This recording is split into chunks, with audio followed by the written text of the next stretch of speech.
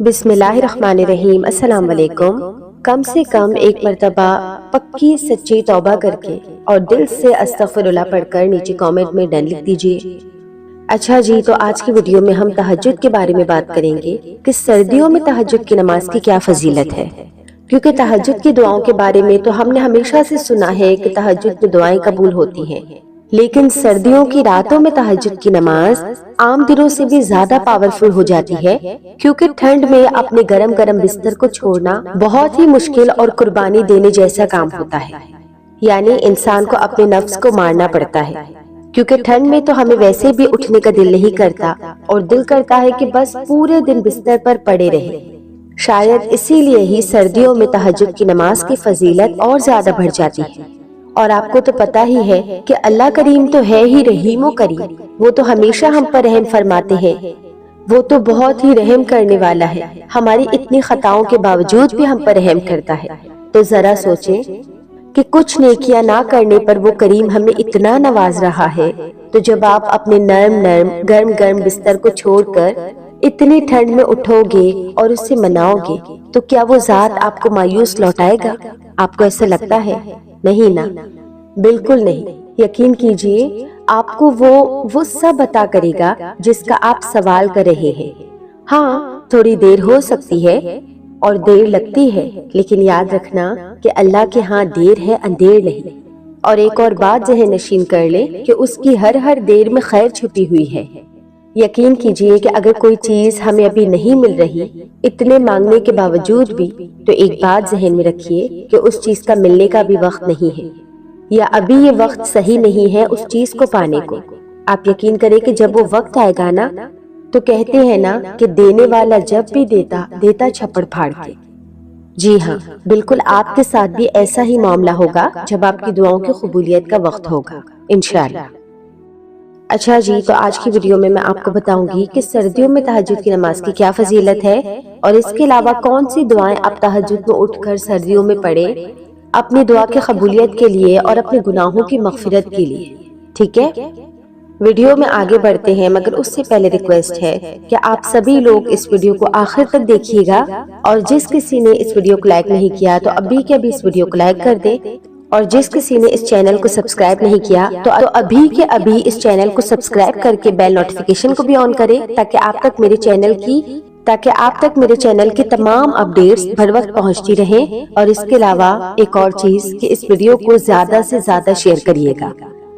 دعا ہے کہ اللہ تعالیٰ جس نے بھی اس ویڈیو کو لائک کیا، اس چینل کو سبسکرائب کیا اور اس ویڈیو کو شیئر کیا، اللہ تعالیٰ اس کے دل کے تمام حاجات کو پوری کرے۔ تو چلیے اب بڑھتے ہیں اپنی ویڈیو کی طرف۔ تو میں یہی کہوں گی کہ آپ لوگ گولڈن اپرچونٹی سمجھیے ان سردیوں کی راتوں کو، اور رات کے پہر میں اٹھا کریں، ٹھنڈے ٹھنڈے پانی سے وضو کیا کریں، اور اگر آپ کو کوئی مشکل نہیں ہے تو پانی کو گرم کر لیں اور اس کے بعد وضو کر لیں۔ لیکن پلیز آپ اٹھیے تہجد کے لیے اور اپنے رب سے اپنی ہر بات منوا لیں۔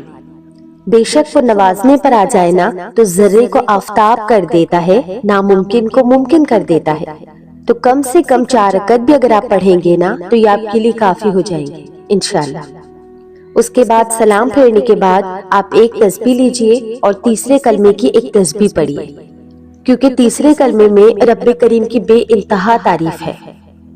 تو تیسرا کلمہ کون سا ہے؟ تو ایک دفعہ میں آپ کو پڑھ کے بتا دیتی ہوں، ساتھ میں اس کا ترجمہ بھی بتا دیتی ہوں۔ سبحان اللہ والحمد للہ ولا الہ الا اللہ واللہ اکبر ولا حول ولا قوۃ الا باللہ العلی العظیم۔ اس کا ترجمہ ہے کہ اللہ پاک ہے اور سب تعریفیں اللہ ہی کے لیے ہے، اور اللہ کے سوا کوئی معبود نہیں، اور اللہ بہت بڑا ہے۔ گناہوں سے بچنے کی طاقت اور نیک کام کرنے کی قوت نہیں مگر اللہ کی طرف سے، جو بہت بلند عظمت والا ہے۔ تو یہ ہے تیسرا کلمہ۔ اس کی ایک تسبیح تہجد کی نماز کے بعد آپ ضرور پڑھا کریں۔ اس کے بعد آپ سورۃ الضحیٰ جو اما پارے میں ہے، تو آپ لوگ سورۃ الضحیٰ بھی ضرور پڑھا کریں۔ تو ایک دفعہ میں آپ کو سورۃ الضحیٰ بھی بتا دیتی ہوں۔ بسم اللہ الرحمن الرحیم۔ والضحیٰ واللیل اذا سجی ما ودعک ربک وما قلی وللآخرۃ خیر لک من الاولی ولسوف یعطیک ربک فترضی الم یجدک یتیما فآوی ووجدک ضالا فہدا ووجدک عائلا فأغنا فأما الیتیم فلا تقہر وأما السائل فلا تنہر وأما بنعمت ربک فحدث۔ اب اس کا ترجمہ کہ قسم ہے آفتاب کی روشنی کی اور رات کی جب وہ چھا جائے، تو نہ تو چھوڑ دیا ہے تم کو اے نبی صلی اللہ علیہ وسلم تمہارے رب نے، اور نہ ہی وہ ناراض ہوا، اور بے شک آخرت بہتر ہے تمہارے لیے دنیا سے، اور ان قریب عطا فرمائے گا تمہارا رب تمہیں اتنا کچھ کہ تم خوش ہو جاؤ گے۔ کیا نہیں پایا اس نے تمہیں یتیم پھر ٹھکانہ دیا، اور پایا تم کو ناواقف تو راہ دکھا دی، اور پایا تم کو تنگ دست سو غنی کر دیا۔ لہٰذا یتیم پر سختی نہ کرنا، اور جو سوالی ہو اسے نہ جھڑکنا، اور جو نعمتیں ہیں تمہارے رب کی ان کو خوب بیان کرتے رہو۔ ٹھیک ہے، تو یہ ہے سورۃ الضحیٰ اور اس کا ترجمہ۔ تو اسے بھی آپ کم سے کم ایک مرتبہ ترجمے کو ذہن میں رکھتے ہوئے ضرور پڑھا کریں، اور جتنا ہو سکے تہجد کی نماز کے بعد آپ اللہ تعالیٰ سے استغفار کیا کریں، کیونکہ اللہ تعالیٰ پہلے آسمان پر صرف ہماری دعاؤں کو قبول کرنے اور ہماری مغفرت کرنے کے لیے آتے ہیں، کیونکہ اس سے تو انتظار ہوتا ہے کہ میرا بندہ مجھ سے کچھ مانگے یا اپنے گناہوں کی معافی طلب کرے۔ تو خوب جی بھر کر اللہ تعالیٰ سے اس کی محبت مانگا کرے، دنیا مانگا کرے، آخرت مانگا کرے، دنیا کی بلائی آخرت کی بلائی آپ سب مانگا کریں، اپنے تمام گناہوں کی معافی مانگا کریں، اور اللہ تعالیٰ سے استغفار ان الفاظ میں کیا کریں: استغفر اللہ، میں اللہ سے معافی مانگتی ہوں، استغفر اللہ و اتوب الیہ، میں اللہ سے معافی مانگتی ہوں اور توبہ کرتی ہوں، رب اغفر لی وتب علیہ انک انت التواب الرحیم، اے رب مجھے بخش دے اور میری توبہ قبول فرما، بے شک تو توبہ قبول کرنے والا اور رحم کرنے والا ہے۔ اس کے علاوہ ہے اللہم انی اعوذ بک ان اشرک بک وانا واعلم واستغفرک لما لا اعلم، اے اللہ میں تیری پناہ چاہتا ہوں اس بات سے کہ میں جان بوجھ کر تیرے ساتھ کسی کو شریک نہ کروں، اور میں تیری بخشش چاہتا ہوں اس کے لیے جو مجھے نہیں معلوم۔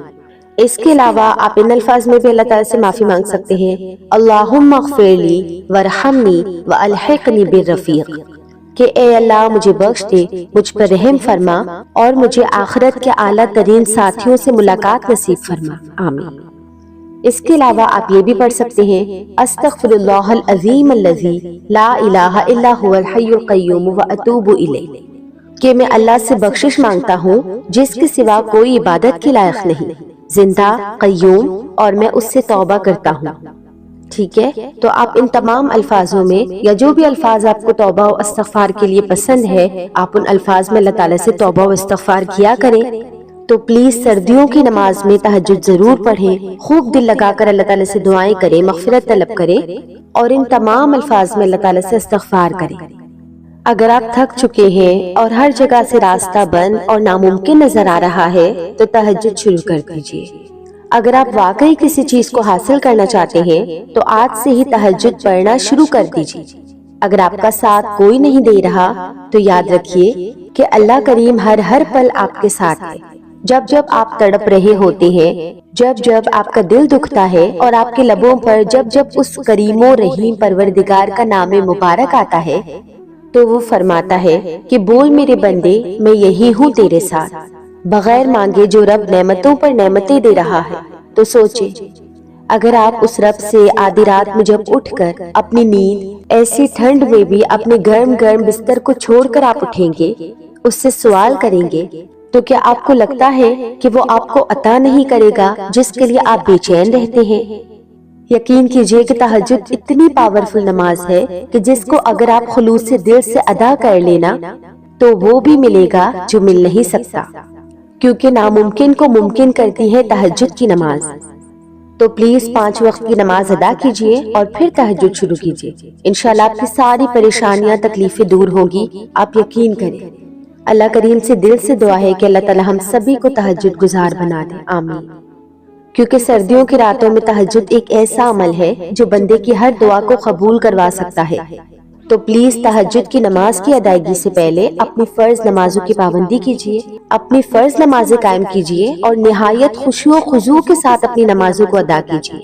اور ایک اور بات میں آپ لوگوں سے کہوں گی کہ نماز کبھی نہیں چھوڑنا، دنیا میں سارے کام چھوڑ دینا، کسی کو بھی چھوڑ دینا، نماز نہیں چھوڑنا، کیونکہ نماز کو تھام لیا تو اللہ پاک خود آپ کے تمام مسائل حل کر دے گا۔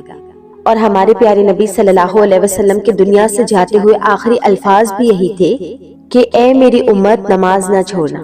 اگر نماز چھوڑنے کی گنجائش ہوتی تو میدان جنگ میں، سفر میں اللہ پاک اجازت دیتا صحابہ کو، کیونکہ نماز تو ایمان کو تر و تازہ کرتی ہے اور قیامت کے دن سب سے پہلا سوال نماز کا ہوگا۔